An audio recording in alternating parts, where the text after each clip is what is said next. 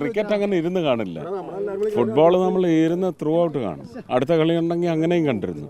പക്ഷേ ഈ വർഷം നമുക്ക് ജോലി മാറിപ്പോയി. അപ്പോൾ അതിനുള്ള സമയം കിട്ടുന്നില്ല, അതിനുള്ള മനസ്സമാധാനവും കിട്ടുന്നില്ല. അപ്പോൾ അതുകൊണ്ട് അതങ്ങ് വിട്ടു.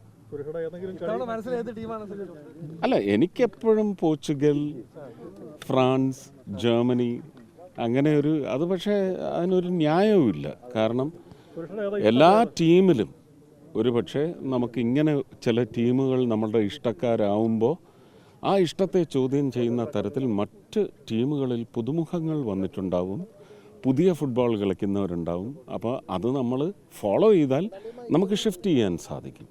ആ ഷിഫ്റ്റ് ചെയ്യാനുള്ള അവസരം എനിക്ക് കിട്ടിയില്ല എന്നാണ് ഞാൻ പറഞ്ഞത്.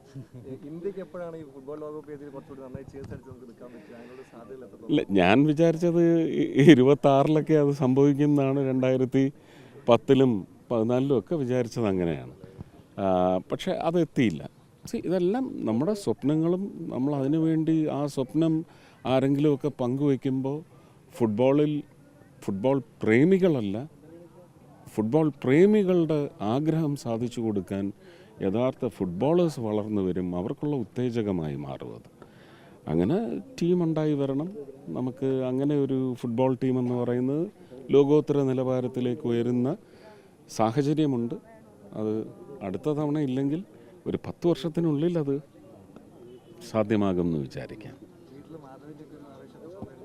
അയ്യോ, ഇപ്രാവശ്യം എനിക്ക് ആ ആവേശവും കാണാൻ പറ്റിയിട്ടില്ല. കാരണം ഞാൻ വീട്ടിലില്ല.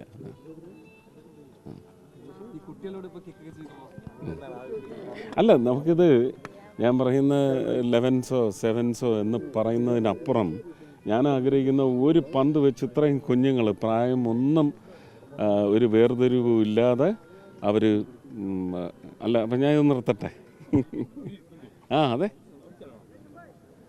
അപ്പോൾ പിന്നെ കുട്ടികളെല്ലാം കൂടി ഒറ്റ പന്തിൻ്റെ പിന്നാലെ ഓടി കളിക്കണം എന്നുള്ള ഒരു കാഴ്ചയൊന്ന് കാണണം. അതിനാണ് വന്നത്.